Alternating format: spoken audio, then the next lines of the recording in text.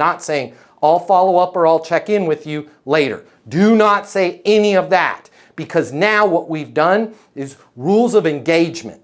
We do not want to ever set up rules of engagement. If I say that to Ellis, hey Ellis, I'll shoot you over a link so you can see what we're doing, and then I'll call you next week. I have now set that the rules of Ellis and I's relationship is what? I'm going to call Ellis, and Ellis gets to send me to voicemail, and then I get to call Ellis perpetually. So I'm just leaving it as perfect. I'll send something your way right now. You don't have to tell them what you're doing. And you guys don't need to ask permission from anybody to do your job. You don't have to ask your mama. You don't have to ask me. You don't have to ask the police. You don't have to ask Jen. Okay, hi Jen, I see you there.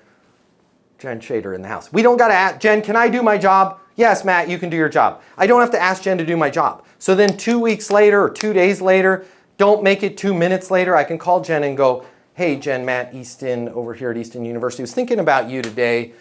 Man, there is something that every CFO is having to deal with. Nobody's talking about it. I'd love to get your opinion on it. If Jen answers, I can go right into that because we have a relationship, because we already talked.